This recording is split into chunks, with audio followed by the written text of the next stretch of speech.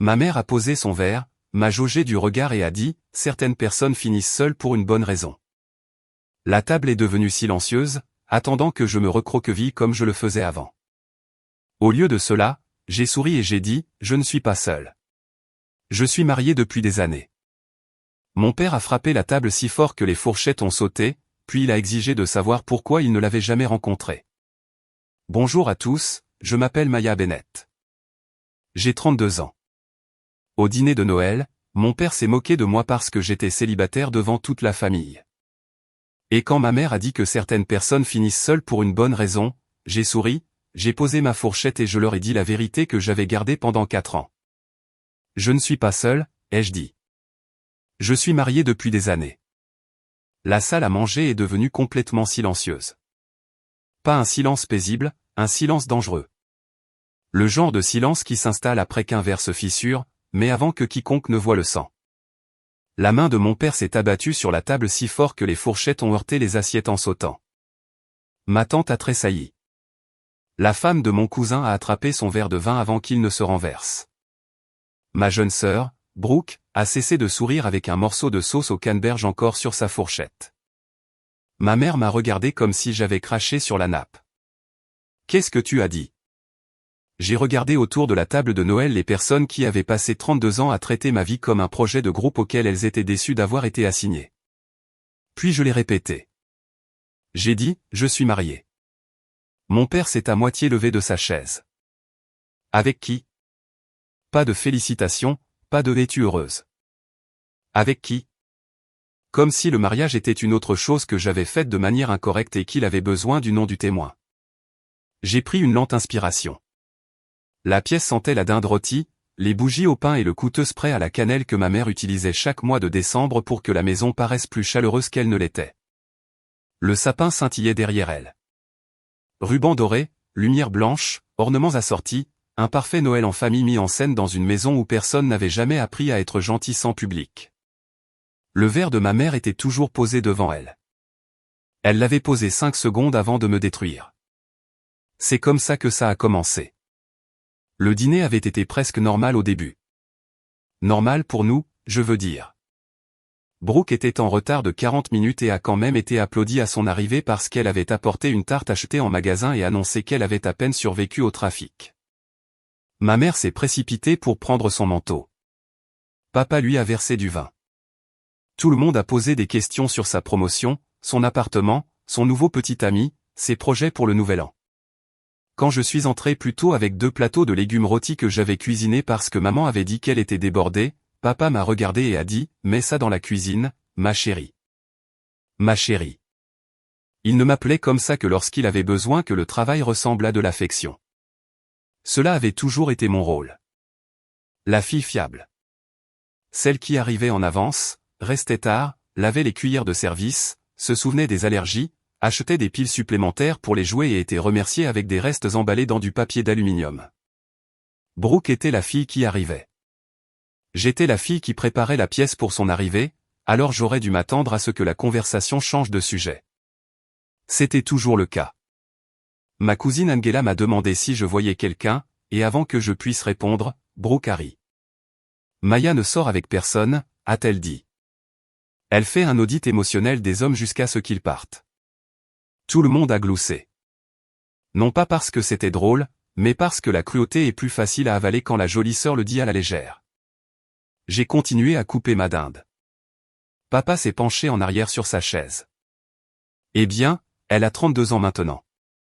Les exigences doivent finir par rencontrer la réalité. Mon oncle a murmuré « Attention ». Mais papa souriait. Il avait un public et mon embarras avait toujours été l'un de ses plats de fête préférés. Quoi? A-t-il dit? Je dis juste que Noël fait réfléchir les gens. Une femme ne peut pas passer toute sa vie à se comporter de manière impossible et ensuite se demander pourquoi personne ne reste. Brooke a baissé les yeux, feignant de cacher un sourire. Ma mère a posé son verre. Puis, avec soin, comme un juge sur le point de prononcer une sentence, elle m'a jaugé du regard, de ma simple robe noire à mes mains jointes sur mes genoux, et a dit, certaines personnes finissent seules pour une bonne raison. La table est devenue silencieuse, attendant. C'est la partie que j'ai remarquée. Il n'était pas choqué. Ils attendaient. Attendant que je me recroqueville comme je le faisais avant, attendant que l'ancienne Maya facilite les choses pour tout le monde en riant faiblement, en baissant les yeux et en disparaissant dans la cuisine avec les assiettes. J'avais fait ça pendant des années. J'avais tellement avalé de couleuvres à cette table. Je me demandais parfois si mon corps connaissait la différence entre le dîner et la punition. Mais ce Noël-là, quelque chose en moi en avait fini de faire passer leur confort pour de la paix. Alors, j'ai souri. Pas un grand sourire, pas un sourire dramatique. Juste assez pour que ma mère remarque que quelque chose avait changé. Je ne suis pas seul, ai-je dit. Je suis marié depuis des années. C'est à ce moment-là que papa a frappé la table. Maintenant, il était debout, le visage rouge, la serviette tombée de ses genoux sur le sol. Marié ? A-t-il dit. Tu nous dis que tu t'es marié sans le dire à ta famille. Mon mari connaît ma famille, ai-je dit. Cela a durci les traits du visage de ma mère. Les yeux de Brooke se sont plissés. Papa a pointé un doigt vers moi. Alors pourquoi diable ne l'avons-nous jamais rencontré ? J'ai regardé la chaise vide à côté de moi, la chaise que ma mère avait retirée avant le dîner parce que, selon ses mots, il ne sert à rien de mettre une place pour quelqu'un d'imaginaire. Puis j'ai regardé mon père. Vous l'avez rencontré, ai-je dit. Son expression a changé très légèrement. Pas de la reconnaissance. La peur de la reconnaissance.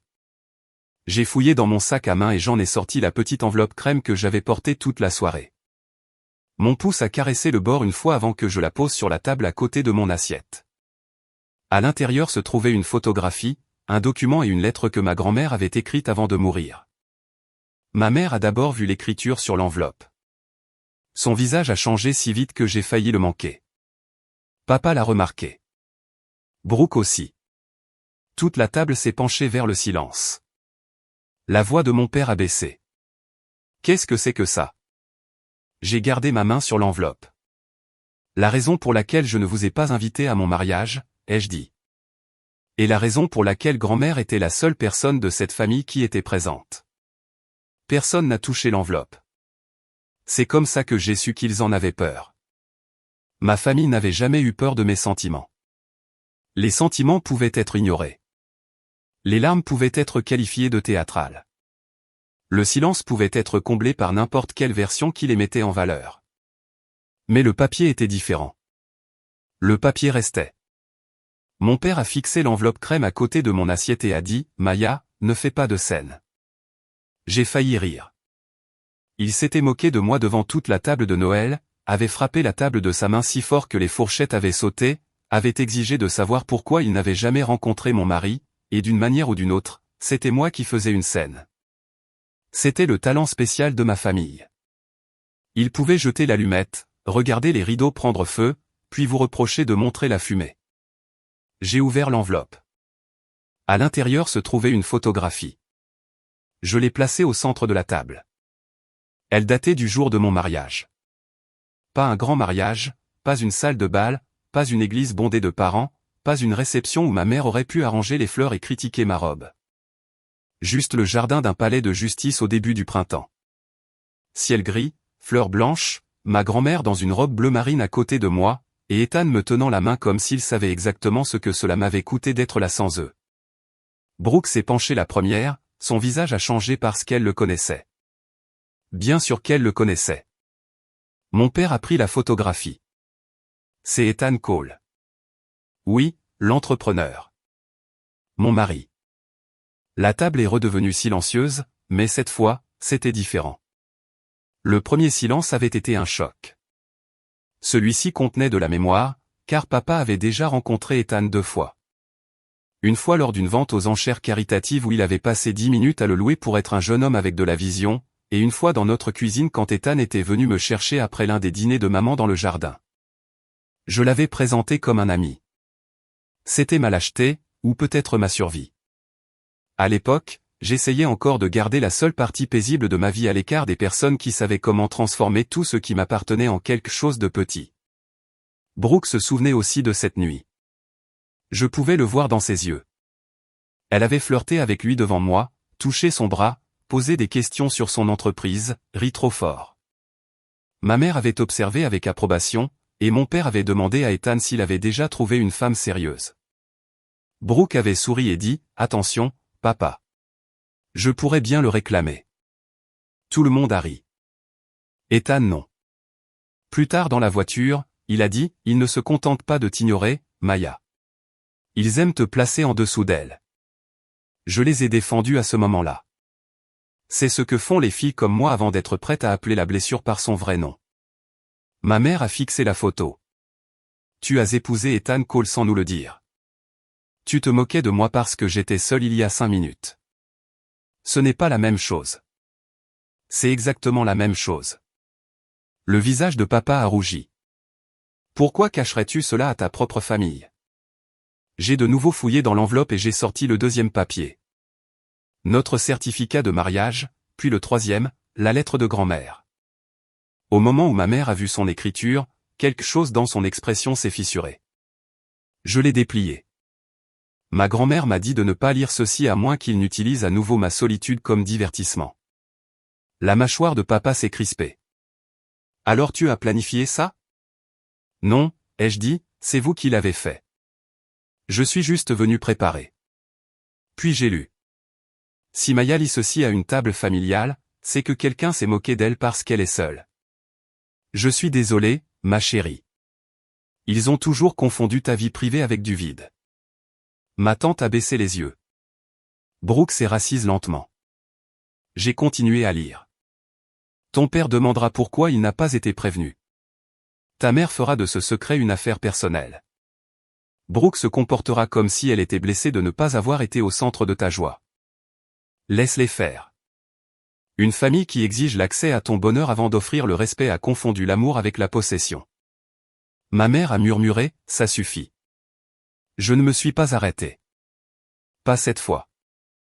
J'étais à ton mariage parce que je savais combien de temps il t'a fallu pour croire que quelque chose de bon pouvait t'appartenir sans d'abord être inspecté, classé ou donné à ta sœur. Brooke a levé les yeux. C'était là. La phrase que tout le monde à cette table comprenait parce qu'ils connaissaient tous le schéma. Brooke obtenait l'attention. Brooke obtenait le sauvetage. Brooke obtenait le bénéfice de chaque doute. J'obtenais les corvées, les critiques, les restes et le mot préféré de la famille pour moi, difficile. La lettre de grand-mère continuait. Je les ai vus qualifier Brooke de sensible quand elle était égoïste et qualifier Maya de difficile quand elle était honnête. J'ai vu ta mère louer une fille pour son éclat et utiliser l'autre fille comme de l'ombre. Mon père s'est levé. Ta grand-mère était ta mère. J'ai plié la lettre et je l'ai regardée. Non, ai-je dit, elle était invitée. Cela l'a blessée. Bien. Non pas parce que c'était cruel, mais parce que c'était vrai. Grand-mère n'avait pas été exclue de mon mariage. Si. Ma mère a de nouveau regardé la photo, sa voix soudainement faible. Alors, il est au courant pour nous. C'était sa vraie peur. Non pas que j'ai été blessé, non pas que je me sois marié sans elle, mais que quelqu'un de respectable ait vu la famille clairement et m'ait quand même choisi. Oui, ai-je dit. Il est au courant. Le visage de Brooke s'est tordu. Alors où est-il? Si tu es si heureusement marié, pourquoi ton mari n'est-il pas ici? Avant que je puisse répondre, des phares ont balayé la fenêtre de la salle à manger. Mon cœur a battu un grand coup, lent et fort. Ethan n'avait pas voulu que je vienne seul. Je lui avais dit que je devais essayer. Il a dit qu'il attendrait à proximité et que si je voulais partir, je n'avais qu'à envoyer un seul mot par texto. Maison. La porte d'entrée s'est ouverte. De l'air froid a traversé la maison. Un instant plus tard, Ethan est entré dans la salle à manger, le manteau sur un bras, le visage calme, les yeux posés sur moi d'abord. Pas sur mon père, pas sur ma mère, pas sur Brooke, sur moi. Puis il a dit, « Tu es prête à rentrer à la maison. » La voix d'Ethan ne s'est pas élevée. C'est ce qui la rendait puissante. Mon père avait bâti la moitié de son autorité sur le volume. Il croyait qu'un homme bruyant pouvait plier une pièce avant que quiconque ne remarque qu'il n'avait rien dit qui vaille la peine d'être entendu. Mais Ethan se tenait dans l'embrasure de la porte, calme et immobile, et toute la table s'est tournée vers lui quand même. Brooke le fixait comme si quelqu'un était entré dans une histoire qu'elle pensait posséder et avait changé la fin. Ma mère a été la première à se ressaisir. Ethan, dit-elle, soudainement chaleureuse. Quelle surprise! J'ai failli rire. 5 minutes plus tôt, elle m'avait qualifié de seule pour une bonne raison. Maintenant, elle adoucissait sa voix pour mon mari comme si la nappe pouvait encore être sauvée. Ethan a hoché la tête une fois. Madame Bennett, pas maman, pas Sharon. Madame Bennett. La distance était assez polie pour être chirurgicale. Papa a contourné sa chaise. Tu me dis que tu as épousé ma fille et que tu n'as jamais pensé à venir me parler. Ethan l'a regardé. J'ai demandé à Maya ce qu'elle voulait. Papa a cligné des yeux. Pardon? Elle a dit qu'elle voulait la paix, alors j'ai protégé cela. La table est redevenue silencieuse. Mon père n'était pas habitué à ce que les hommes traitent mes souhaits comme des instructions. Brooke a croisé les bras. C'est pratique. Elle cache tout un mariage, et maintenant tu joues les nobles. Ethan l'a finalement regardé. Pas avec colère, pire. Avec précision. Tu as essayé de m'inviter à sortir dans la cuisine de tes parents alors que ta sœur se tenait à 3 mètres de là. Le visage de Brooke est devenu rouge. Ma tante a émis un petit son dans sa serviette. Papa s'est tourné vers Brooke. Quoi? A sèchement répondu Brooke. Je ne savais pas. Ethan a dit que c'était ça le problème. Tu n'as pas demandé qui j'étais pour elle. Tu as simplement supposé que si Maya avait quelque chose de bon près d'elle, c'était disponible. Je l'ai regardé fixement parce que c'était tout le schéma familial en une seule phrase. La bouche de ma mère s'est crispée. C'est injuste. Je l'ai regardé. Vraiment? Elle n'a pas répondu. Ethan a fait le tour de la table et s'est tenu à côté de ma chaise. Il ne m'a pas touché tout de suite. Il savait mieux. Il m'a laissé décider si je voulais du réconfort devant des gens qui avaient utilisé chaque douceur contre moi. J'ai tendu la main vers la sienne. C'était ma réponse. Papa a vu nos doigts entrelacés et a semblé presque offensé par cela, comme si l'affection avait été retirée du compte familial sans autorisation. Depuis combien de temps? A-t-il demandé. 4 ans, ai-je dit. Ma mère a porté une main à sa gorge. 4 ans. Presque 5 ans ensemble. Brooke a ri une fois, un rire sec et laid. Et grand-mère le savait. Elle était au mariage, ai-je dit. Papa a secoué la tête. Ma propre mère m'a caché ça. Non, ai-je dit, ta fille s'est cachée de toi. Grand-mère a respecté cela. Cette phrase a atterri plus durement que prévu parce que pour une fois, la blessure ne pouvait pas être redirigée. Il ne pouvait pas blâmer grand-mère sans admettre qu'on lui avait fait confiance. Il ne pouvait pas blâmer Ethan sans admettre qu'Ethan m'avait choisi. Il ne pouvait pas me blâmer sans expliquer pourquoi je croyais que cacher le bonheur était plus sûr que de le partager. Mon oncle a finalement parlé. Maya, pourquoi ne nous as-tu rien dit? Ce n'était pas cruel. Cela rendait les choses plus difficiles. Je l'ai regardé, puis le reste de la table. Parce que cette famille ne reçoit pas de bonnes nouvelles de ma part. Elle les audite. Personne n'a bougé. J'ai continué avant de perdre mon courage. Quand Brooke a eu une promotion, tout le monde a demandé comment célébrer.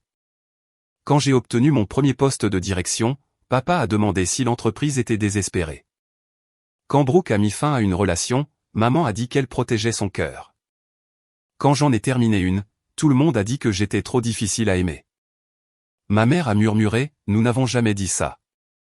Je l'ai regardé. Tu l'as dit ce soir. Son visage a changé. Pas assez, mais assez. Ethan a fouillé dans la poche de son manteau et a placé une autre chose à côté de la lettre de grand-mère. Une petite photo, pas du mariage, de la semaine d'après. Grand-mère assise dans notre minuscule appartement, mangeant des plats à emporter dans des assiettes en carton, riant si fort qu'elle avait la main sur la bouche. J'étais à côté d'elle en jean, pas en robe de mariée. Ethan était à moitié dans le cadre, posant des tasses. C'était ordinaire. C'est pourquoi ça faisait mal. Grand-mère n'avait pas seulement assisté à la cérémonie, elle avait été invitée dans la vie d'après. Maman a pris la photo avec des doigts tremblants. Elle est allée dans ton appartement. Plusieurs fois, ai-je dit. La voix de papa a baissé. Dans notre dos. J'ai secoué la tête. Hors de votre portée. Le pouce d'Ethan a effleuré mes jointures. La pièce a retenu son souffle. Puis ma mère a fait ce qu'elle faisait toujours quand la vérité s'approchait de trop près. Elle s'est transformée en victime. Sais-tu ce que ça fait, dit-elle, la voix brisée. De découvrir que ta fille s'est mariée et a choisi de ne pas t'inclure pendant 32 ans. Cela aurait fonctionné. Ces larmes auraient réarrangé la pièce. Quelqu'un m'aurait regardé comme si j'étais allé trop loin. Je me serais adouci, excusé, expliqué, j'aurais rendu sa douleur plus petite en avalant la mienne. Mais la lettre de grand-mère était toujours ouverte sur la table, alors je l'ai reprise. Il y en a plus, ai-je dit. Maman s'est figée. J'ai lu le paragraphe suivant. Si Sharon pleure en apprenant qu'elle a été exclue, demande-lui si elle a pleuré quand Maya a appris à ne plus ramener de joie à la maison. Demande-lui si une fille cache un mari parce qu'elle est cruelle ou parce que sa mère l'a entraînée à s'attendre au mal chaque fois qu'elle était heureuse. La table est restée silencieuse. Les larmes de ma mère continuaient de couler, mais elle ne contrôlait plus la pièce. C'était nouveau. Brooke s'est levé brusquement. Je ne peux pas écouter ça, a dit Ethan. Alors ne le fais pas. Elle l'a fusillé du regard. Il est resté calme. J'ai regardé Brooke. Assieds-toi ou pars, mais ne joue pas la comédie de la blessure parce que grand-mère a dit la vérité. Ses lèvres se sont entr'ouvertes. Aucun son n'est sorti. Papa a attrapé son verre, a bu une gorgée et l'a reposé trop fort. Tu aimes ça? Non, ai-je dit, je suis en train d'y survivre à voix haute. Cette phrase l'a calmé, même lui. Pendant un long moment, tout ce que j'ai entendu, c'est la musique de Noël jouant doucement depuis le salon, les cloches d'argent, un feu de cheminée crépitant à la télévision, la fausse chaleur d'une fête qui avait finalement épuisé son costume. Puis Ethan s'est penché assez près pour que je sois la seule à entendre. On peut y aller. J'ai regardé la table, le centre de table parfait de ma mère, le visage rouge de mon père, Brooke debout, furieuse parce que le projecteur l'avait finalement brûlé au lieu de moi, et j'ai réalisé que je ne voulais pas fuir. Pas encore. Je voulais finir ce que grand-mère avait commencé. J'ai sorti la dernière page pliée de l'enveloppe. Mon père a vu l'entête juridique avant que je ne la déplie. Son expression a changé. Qu'est-ce que c'est que ça? Je l'ai regardé. La partie que grand-mère t'a laissée. Mon père n'a pas tendu la main vers la page. Pour la première fois de la soirée, il avait l'air moins en colère que prudent. Cela m'a fait plus peur. La colère était facile pour lui. La colère était un meuble dans notre maison. Elle avait une chaise à chaque table, une voix dans chaque couloir, une place à côté de chaque version de mon enfance. Mais la prudence. La prudence signifiait qu'il reconnaissait le danger. J'ai déplié la page et j'ai vu l'écriture de grand-mère en haut, suivie de l'entête du cabinet d'avocat d'Arthur Bell en dessous. Grand-mère avait toujours aimé faire les choses 2 fois quand elle savait que les gens essaieraient de nier la première version. Une vérité émotionnelle dans ses propres mots, une vérité juridique avec la signature de quelqu'un d'autre attaché. La voix de papa est devenue basse. Maya. Je l'ai regardé. Il n'a pas dit ne le fais pas. Il n'a pas dit arrête. Il a dit mon nom comme un avertissement. J'ai lu quand même. Richard, si Maya lit ceci devant toi, alors tu as fait ce à quoi je m'attendais. Tu as transformé sa vie privée en une preuve contre elle tout en refusant de demander pourquoi elle la protégeait de toi. Le visage de mon père s'est assombri. Ethan se tenait à côté de moi, silencieux. Les mots de grand-mère continuaient. Tu as toujours cru que le respect était dû parce que tu étais le père. Tu as rarement demandé si tu avais mérité le genre de confiance qui pousse une fille à ramener la joie à la maison. Mon oncle a baissé les yeux sur son assiette. Ma tante a pressé sa serviette contre sa bouche. Personne ne l'a défendu. C'était nouveau aussi. Toute la vie de papa avait été amortie par des gens qui adoucissaient ses angles pour lui. Maman le traduisait. Brooke charmait autour de lui.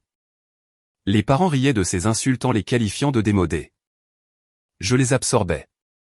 Mais la lettre de grand-mère ne laissait aucun endroit doux pour que sa fierté puisse atterrir. J'ai continué à lire.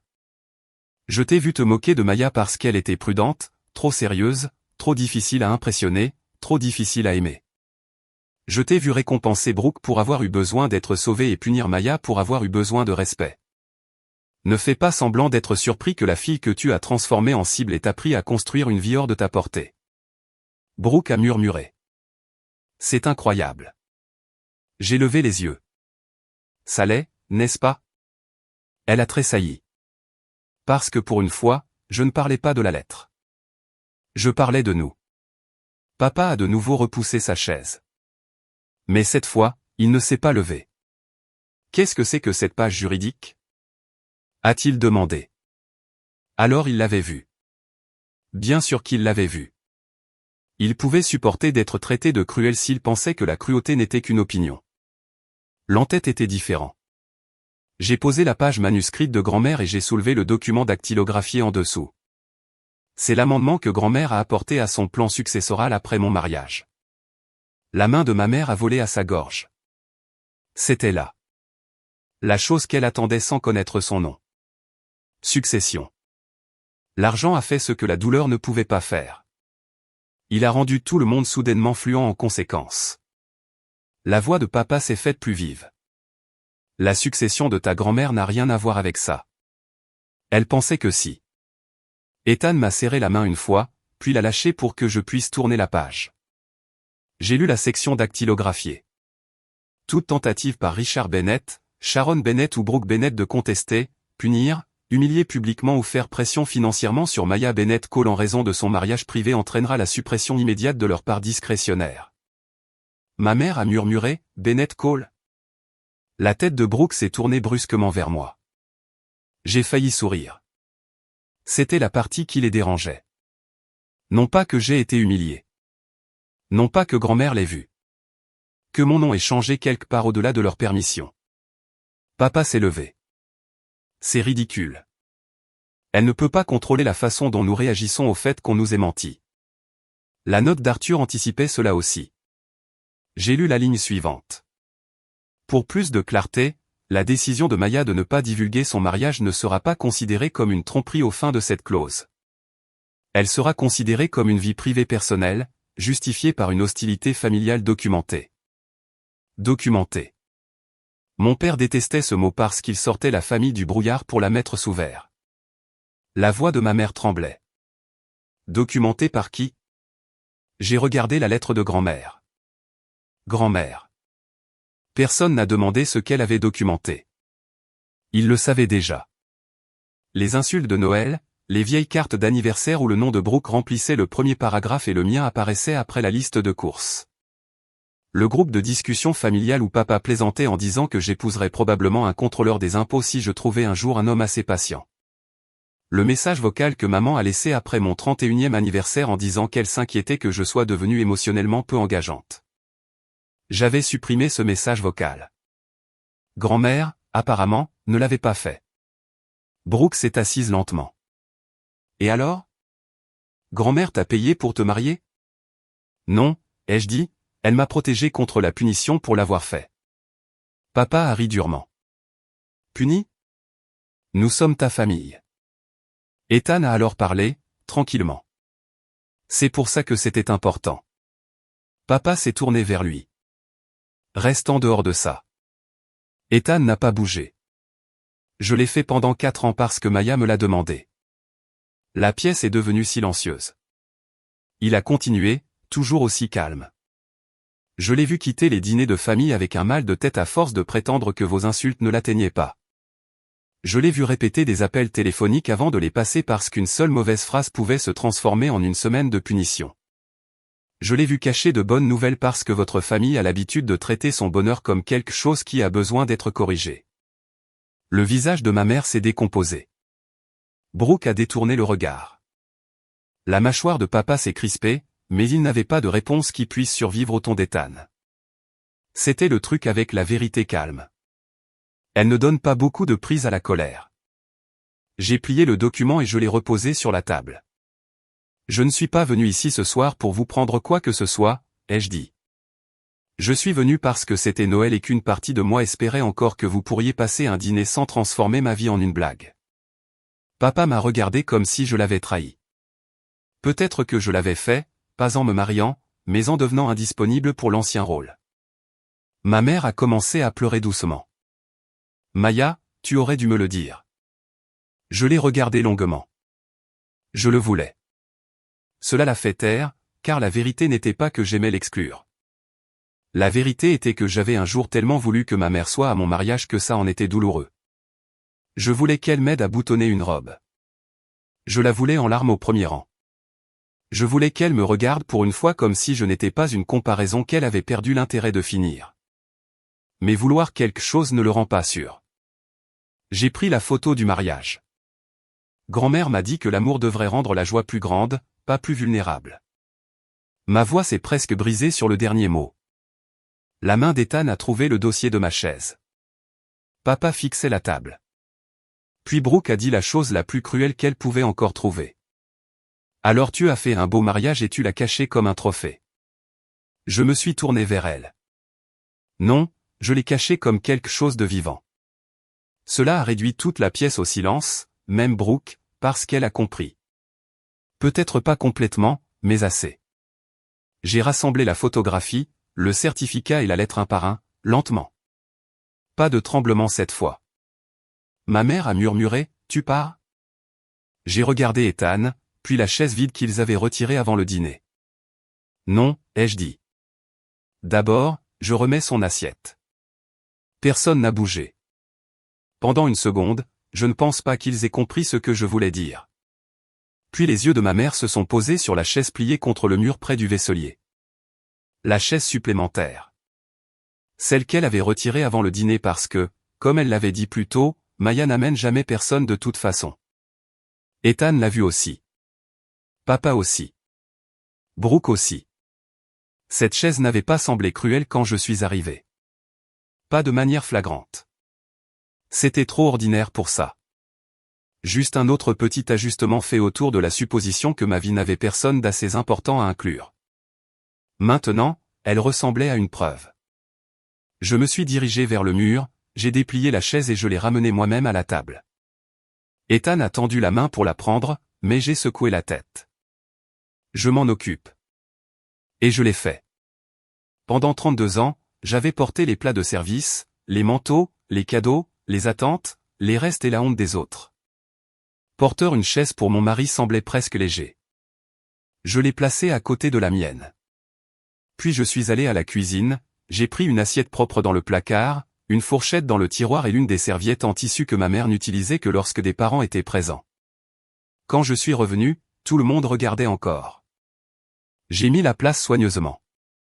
Assiette, fourchette, couteau, serviette, verre à eau, un couvert complet pour l'homme que ma famille avait décidé n'existait pas parce qu'ils n'avaient jamais pris la peine de demander si ma vie était devenue plus pleine sans eux. Ethan s'est assis à côté de moi.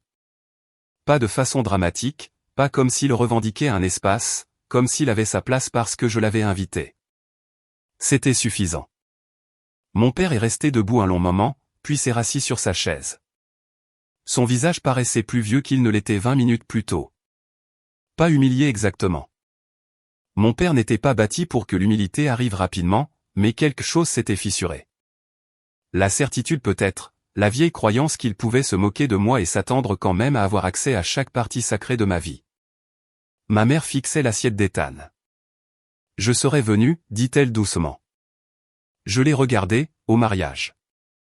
Cette phrase m'a frappé en pleine poitrine parce qu'une petite partie stupide de moi avait attendu des années pour l'entendre, mais la vérité a un timing, et le sien avait manqué la cérémonie de 4 ans.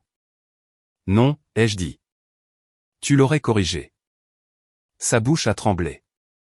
J'ai continué parce que si je m'arrêtais là, je savais que je pourrais passer le reste de ma vie à adoucir la partie la plus tranchante. Tu aurais demandé pourquoi la robe était si simple, pourquoi Brooke n'était pas la demoiselle d'honneur, pourquoi papa ne m'accompagnait pas à l'hôtel, pourquoi nous n'avions pas attendu un meilleur lieu, une meilleure saison, une meilleure version de moi pour être fier. Ma mère a baissé les yeux. Tu n'en sais rien. Je le savais assez bien pour protéger mon mariage. Personne n'a parlé. Brooke fixait la sauce au canneberge dans son assiette comme si elle n'avait jamais vu de nourriture auparavant. Puis elle a dit, plus doucement qu'avant. Grand-mère a vraiment dit tout ça sur moi. Je l'ai regardée. Elle a dit la vérité sur nous tous. Les yeux de Brooke se sont remplis de larmes, mais cette fois, elle n'a pas tourné la pièce vers ses pleurs. Elle a juste hoché la tête une fois. C'était la chose la plus proche de la croissance que j'ai jamais vue de sa part. Le dîner de Noël ne s'est pas remis. Certains repas ne peuvent être sauvés une fois que la vérité s'est assise à table. Ma tante a aidé à débarrasser les assiettes tranquillement. Mon oncle m'a serré dans ses bras dans le couloir et a murmuré « Je suis désolé ». Nous avons ri. Ma cousine Angela a demandé si elle pouvait rencontrer Ethan correctement un jour. Pas comme un potin, pas comme un spectacle, juste comme une famille essayant tardivement de faire une chose décente. J'ai dit peut-être. C'était la réponse la plus honnête que j'avais. Papa ne s'est pas excusé ce soir-là. Il s'est tenu près de la porte d'entrée pendant qu'Ethan m'aidait à mettre mon manteau et a dit « Tu aurais dû nous le dire ». Je l'ai regardé une dernière fois. Vous auriez dû être sûr à qui le dire. Il n'a pas eu de réponse. C'est devenu la dernière phrase que j'ai emportée en sortant de cette maison. Pas une porte qui claque, pas un cri, juste une vérité laissée derrière comme un manteau que personne ne voulait ramasser. Dans la voiture, Ethan a conduit sans parler pendant les premières minutes. La neige avait commencé à tomber légèrement, s'accrochant au lampadaire et fondant contre le pare-brise.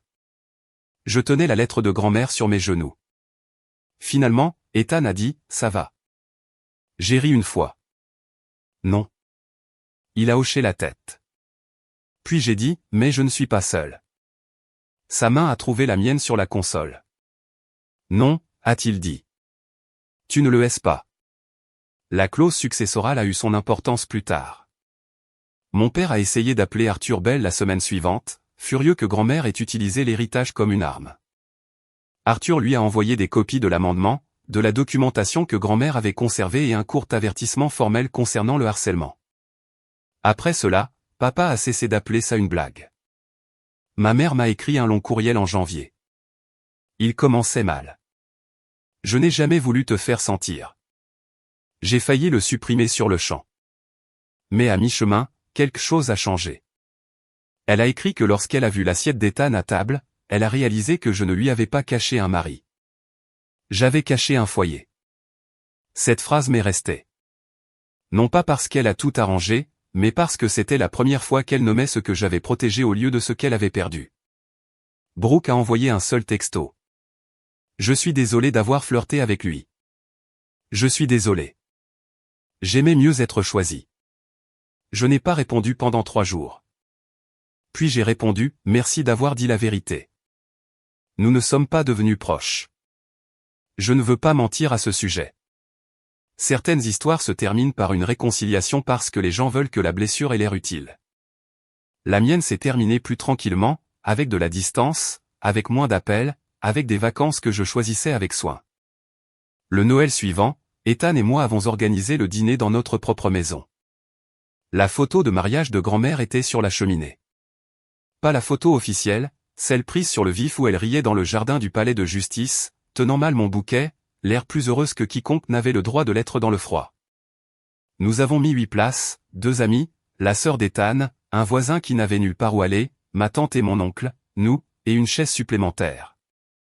Non pas parce que j'attendais mes parents, mais parce que j'aime l'idée que dans ma maison, une chaise vide ne signifie pas la honte. Elle signifie la bienvenue. Mes parents ne sont pas venus. Ma mère a envoyé des fleurs. Mon père n'a rien envoyé. Brooke a envoyé une carte avec une seule phrase à l'intérieur. J'espère que cette année, ta table te semblera bienveillante. C'était le cas. C'était la partie que personne dans ma famille ne comprenait quand ils se moquaient de moi parce que j'étais célibataire. Ils pensaient qu'être choisi signifiait être exposé. Ils pensaient que la famille signifiait l'accès. Ils pensaient que l'amour se prouvait par la quantité d'humiliation que l'on tolérait avant de quitter la table. Mais l'amour ne ressemblait pas à ça. L'amour ressemblait à Ethan attendant dehors dans le froid parce que je lui avais demandé de me laisser essayer. L'amour ressemblait à grand-mère assise dans le jardin d'un palais de justice, refusant de laisser ma joie sans témoin.